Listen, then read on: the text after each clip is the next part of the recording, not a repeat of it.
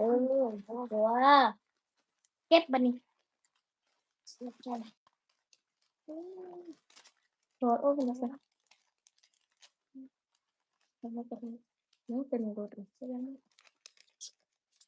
ไม่เลยไม่เลยพี่น้องเบิ่งแม่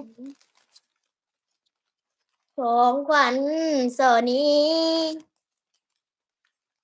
เก็บเงิน3 ปีถึงได้อีกเก็บกัน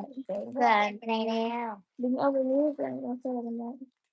มาเป็นของมันผู้สาวเก็บมา3 ปี เรียวเลย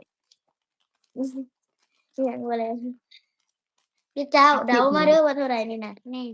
ไอ้พี่ซันเอาไว้เซอร์ไพรส์เจียงใจซันหลายๆเด้อแล้วก็พ่อบอยนำหนูพ่อบอยเอาให้10 ล้านโอ้พ่อบอยเอาให้10 ล้านเลยหนูแม่นแล้วก็ดีใจนะทีมงานที่แต่ว่าก็ยังบ่ได้นับเนาะยังไงก็ขอบใจหลายๆเด้อให้เฮาคนนี้ขอให้ได้ขึ้น100 เท่าพันเท่าเด้อขอบใจหลายๆเนาะนี่แล้วโอ้ดีแม่งเนาะบ่เคยจัดวันเกิดก็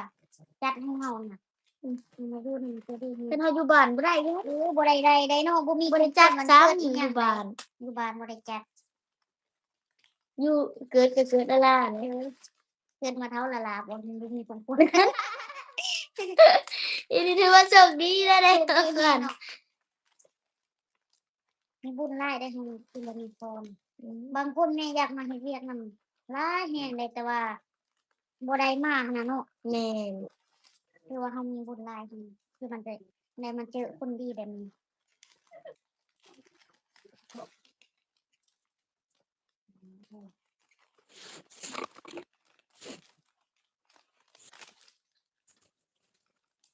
หน้าเวทีซะ เอาต้นสวัสดีค่ะหน้าเวทีคุณแม่นะคะโอ้มีแม่มานั่งนำด้วยเนาะวันนี้ มานั่งกินเขียวให้มึง วันหยังเด้วันอะไรวะ วันยังเด็กวันยังเด็กคือมีแม่วันเสาร์วันฮ้อน ไม่ใช่วันแม่ก็ไม่ใช่มีว่า วันฮ้อนว่ะ วันโหดวันโห อี ด ญาบอกว่าพิมพ์มาอะไรเนี่ย ออกมาให้ข่อย เจ้าเอาดอกไม้สาวเจียงว่ะ ดอกไม้ย่างแล้ดอกไม้ย่างนี่แหละ ถ้านะก็เก็บไว้เถอะนะจังสิบ่ได้ไปซื้อซ้อคันอยากให้เงินก็ใส่เงินลงไปแล้วก็เอามาให้ เก็บไปเด้อจ้ะเก็บไว้ อยู่จังหวัดอะไรสปปลาวเด้อ มื้อนั้นไปใส่สงกรานต์มาเล่นหอกมาจากหลังสงกรานต์ขึ้นมา บ่ เดือนหาวันที่10พุ่นน่ะอยู่จังหวัดอะไร จังหวัดประเทศลาว มุกสวรรณเขต เจียงแกเมื่อบ้านแกบ่ แม่นเมื่อบ้าน แหม ถ้าอันนั้นถ้ามีโอกาสจะได้ไปสวรรค์อีกสิไปยามคันเมื่อบ้านดินอยู่บ้านบ่ม่วนเราสิไปดินอยู่บ้านเฮาอะ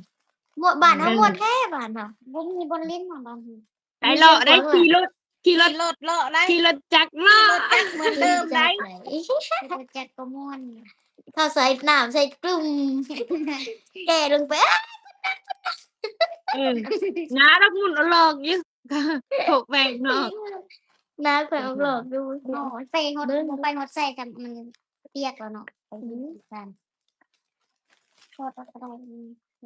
เอาเงินใส่ก็ได้นี่กันจ้ะแต่ว่าเอาเงินใส่แล้วเอาสะกดปิดมาเหรอ สิลงมากระพวยว่าออกมาแล้วอะ ฮะ สิลงมากระพวยออกมาแล้วอะเอื้อยจักปีแล้วเอื้อยเฒ่าแล้ เจ้าว เที่ยงหั่นนะบัดอ้องมาน่ะเพิ่นเมื่อบ้านน่ะอ้องก็มาบ้านน่ะบัดมาบัดเพิ่นสิมาก็ป่วยเพิ่นบ่ม่วน มาคนเดียว เออ มาคนเดียว ไปคนเดียวไปคนเดียวมาคนเดียว ไปคนเดียวมาคนเดียว ผู้ที่เงินแทงอยู่นี่คือบ่มีคอมเมนต์น่ะ ดิ คนเบิ่งเอาคนเบิ่งนะ เดี๋ยวบ่เห็นว่าคอมเมนต์นี่มินบักหลายอยู่นี่ ขอโทษเอาไหนเอาเซ็นใส่ฮะ หนูขอเบิ่งเงินประเทศลาวหน่อยค่ะว่ะ นี่ มาต่อดอกไม้ เงินประเทศลาวอยากได้เงินอันนี้ใบซาวเด้อใบซาวเขาว่า20,000ทางร้านดัง